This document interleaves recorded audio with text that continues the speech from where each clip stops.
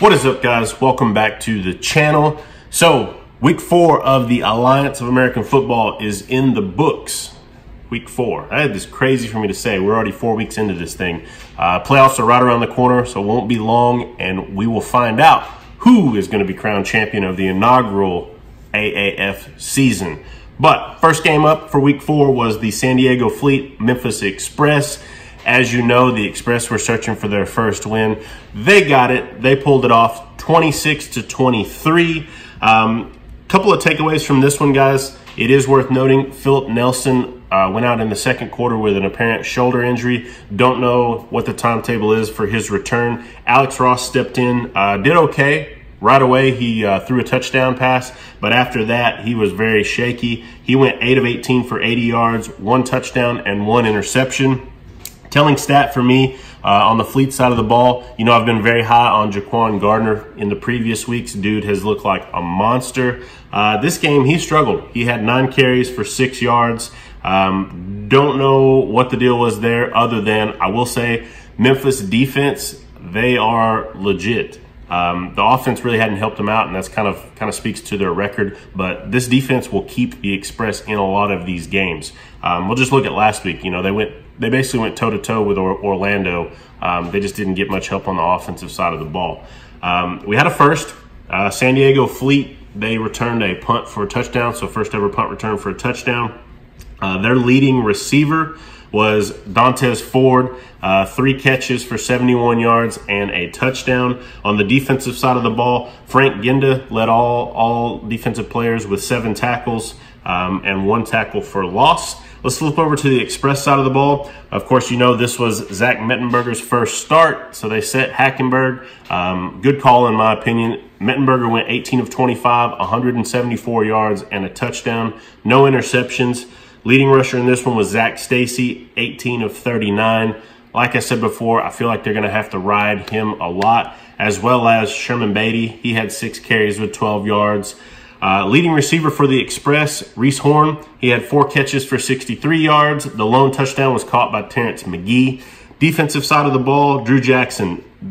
These stats are crazy. Drew Jackson, 13 tackles, 4 of those tackles for a loss, 1 sack, an interception, and he had 4 pass deflections. That dude was all over the field. Austin McGinnis went 4 of 4, 12 points, including the game winner to win it late. It is worth noting, Mike Martz kind of put this loss on his shoulders. They, with about 4.5 minutes left in the game, it was tied. They went for a fake punt, and it failed. So gave the ball right back to Memphis with a short field and eventually led to that game-winning field goal. But Memphis is off of the winless column, got their first win. On to our next game. So the second game saw Orlando Apollos at the Salt Lake Stallions. Apollos came away with this one 20-11. We had our first Snowmageddon game, so to speak. Weather was crazy in this one. I wasn't sure how the Apollos would handle that. Of course, you know, Orlando, Florida, warm. They don't see any kind of snow at all. This one, though, it was back and forth and was close. However, Apollos ended up pulling away late. Garrett Gilbert went 22 of 32, 244 yards and a touchdown, no interceptions. I still feel like he's the best quarterback in this league. You know, week to week, he brings it both in passing and rushing. Apollo's leading rusher was Davion Smith, 12 carries, 51 yards. Akeem Hunt had the lone touchdown for them on the ground. Leading receiver, Charles Johnson, you know, he shows up every week in the stat sheet. 9 catches, 105 yards. Dante Dye Jr. had the lone touchdown. Sorry, I butchered that name. Leading tackler on the Apollos defense, Reggie Northrup, 5 tackles. They were getting after Salt Lake pretty good. Let's see, they finished with 4 or 5 sacks total. So let's flip over to the Stallions side of the ball. Josh Woodrum got the start in this one. He didn't look all that great, but then again, like I said, the weather was pretty crappy. So he went 16 of 22, 161 yards. Telling stat for me, though, is the Stallions were 1 of 9 on 3rd down. So that's horrible 3rd down efficiency. Putting the defense out there way too many times against an explosive Apollos offense, even with the weather. Their leading rusher, Brandon Oliver, 17 carries, 71 yards. The lone touchdown was scored by Joel Banyan. Leading receiver for the Stallions, Adonis Jennings, 2 catches, 43 yards. Like I said, they weren't able to really throw the ball too much because of the weather. Leading tackler for the Stallions defense, Micah Hanneman, 7 total tackles. Biggest takeaway for me is Carter Schultz. Started out the game great, getting after Garrett Gilbert a ton, was in that backfield. He ended up getting hurt, and after that, they were not able to get any kind of pass rush established. So I don't know how long he's going to be out. Hopefully they get him back soon because he is crucial to that front four, and especially for their defense in general, just getting after the quarterback. But like I said, final in this one, Apollos 20, Salt Lake Stallions 11. On to Sunday's games. So first matchup, we saw the San Antonio Commanders at the Birmingham Iron. As you know, Iron were 3-0 going into this game. Commanders were coming off of back-to-back losses, searching to get back in that win column. Final in this one, Commanders 12, Iron 11. For me, this game was by far the game of the week. This game was close from the get-go. Let's jump on the Commanders side of the ball first. So Logan Woodside got the start again. He went 11 of 25, 106 yards, no touchdowns. However, he didn't throw any interceptions in this one. So like I said before, he's averaging about 2 per game. So very surprised there. Cleaned up some of his reads. Kenneth Farrow, what a day Kenneth Farrow had. 30 carries, 142 yards. He set the record for single game rushing yards at 142 yards. Their key to success is going to be through this backfield. Like I said before, they're going to have to run a lot of play action type things, really ride this backfield. They have 3 guys in the backfield, like I said, that can be every down backs. So that's going to be their key to success. Run the ball, play a possession game, and then play sound defense on the other side of the ball. Leading receiver in this one was Greg Ward Jr., 2 catches, 24 yards. They didn't have really any explosive plays. Like I said, this was very much a possession game, keeping it close, doing just enough to pull out the W. Leading tackler on defense, Deron Smith, 6 total tackles. Flipping over to the Iron side of the ball. So Luis Perez, 19 of 39, 202 yards. He did have 2 interceptions though, so that defense of the Commanders was able to stand up and turn him over. Leading rusher for the Iron, Brandon Ross, 9 carries, 64 yards. Again, this is a telling stat and speaks to that Commanders defense and the game plan. Trent Richardson had 8 carries, but he only had 15 yards, so that's 1.9 yards per carry. He did score late in this game, but he was not nearly as effective as he has been in previous weeks, so they were able to keep him contained. Leading receiver for the Iron, Wes Saxton Jr., 3 catches, 54 yards. Their leading tackler, Jeremy Falk, 7 tackles total. So my biggest takeaway for this game was the officials. I felt like leading up to this game, across the board, the officials have been fairly solid, keeping the flags in the pocket, kind of letting everybody play and being even for both sides or both teams.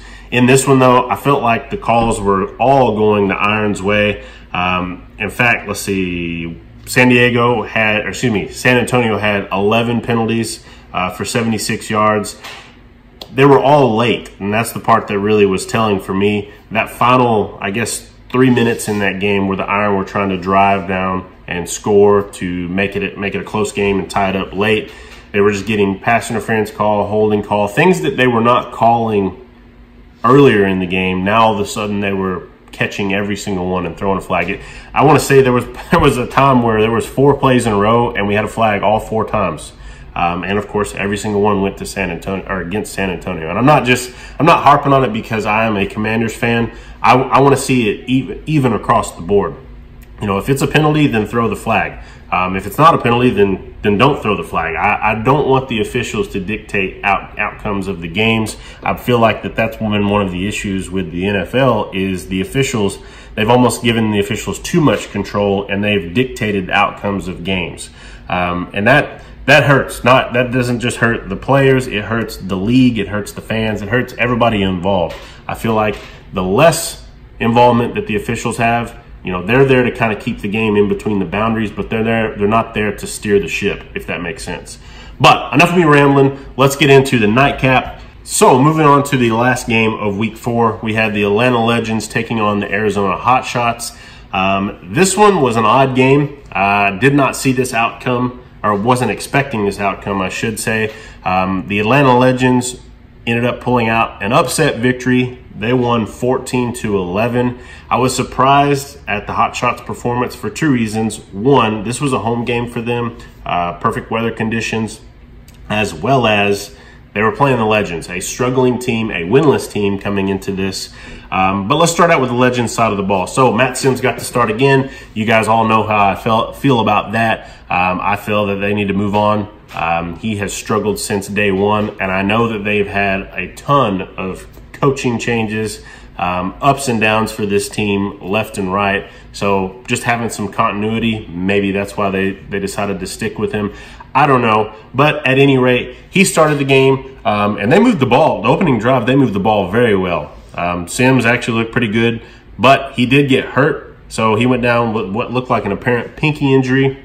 Aaron Murray finally got his debut, came in the game, and right away, he lit a spark in the offense. You could just tell that the guys were kind of coming around him, and they were playing hard. Best game that I've seen them play yet. He went 20 of 33 for 254 yards. He was also their leading rusher. He had 7 carries for 54 yards. So that's the other thing. He brings a separate wrinkle. He's a better runner than Sims, and so they definitely had some plays dialed up. If you remember, I had said in my picks earlier last week that I felt that Denard Robinson could be an X factor. He was. They used him in multiple packages. He had 9 carries for 43 yards and a touchdown. So I knew they would have to pull out something different. Just go for broke, basically. I mean, what else do you have to lose? You were already winless coming into this game. Their leading receiver was Terrion Folston, 5 catches for 66 yards. The receivers did a much better job of catching the ball, not near as many drops. Let's talk about the Legends' defense, though. Their defense is better than advertised, in my opinion. Ed Reynolds Jr. led the team with 8 tackles. They finished the game with 3 sacks. So telling stat for the Legends, time of possession, 37-49 to Arizona's 22-11. They pretty much did exactly what they needed to do. They kept that Hotshots offense off of the field, and that comes from running the football. They were able to push that line of scrimmage and dictate the run game to them. They were 7 of 15 on 3rd down. But let's jump over to Arizona's side of the ball. So John Wolford. I don't know that he has looked the same since his injury. I feel like even in this game, he still may have been dealing with some of those back issues. He was 17 of 31, 185 yards and a touchdown, and they really didn't get anything going until late in that game. Let's see. So they only had 3 points after the 3rd quarter. So all of their points a bulk of their points came in the 4th quarter late. Their leading rusher, Jarrell Presley, 14 carries, 110 yards. So he had a 100-yard rushing game. Leading receiver, Rashad Ross, he had the lone touchdown, went 4 catches for 74 yards. And Ross, week in and week out, he's been their leading receiver, the guy to watch. Leading tackler on defense, Eric Dargan, 11 tackles, 1 of those for a loss. They finished with, looks like, 4 sacks. But big statement win for the Atlanta Legends, 14-11. We now have no winless, or excuse me, all of the teams now at least have 1 win. So no teams will go over on the year. So what was your biggest takeaway from week 4, guys? Like I said, this was a crazy week in my opinion. Everything from weather to things that we didn't see coming. Breakout players. Like I said, I'm actually excited for Atlanta. I'm really glad that they got their first win, because if the more teams that are competitive, the more exciting that this league will be. And let me talk about that for a second. So I know that with these crazy weathers that the attendance, was affected. No one's going to want to sit out in the snow and watch football. But I just hope that fans, latch onto this and this does grow, because I definitely see that it's great for the players is what I'm getting at. The fans are getting a great product, but the players are getting a second chance, a much needed second chance. As you can see, a lot of these guys, they've played on NFL teams, and some of them have even been on Super Bowl winning teams. But for whatever reason, just the nature of the NFL as a business, you know, here they are struggling, trying to get back into that. So I'm really excited for that. I'm going to have another video probably come out later this week to talk about some different things. So stay tuned for that, as well as check out all of my other Alliance content. But I can't thank you guys enough. I appreciate your support. If you're not already, hit that subscribe button for me. Turn the bell notification on. That lets you know exactly whenever I come out with another video. As well as if you like this content, do me a favor, hit that thumbs up, turn that like button on for me. That's all I have for this one. I'm out.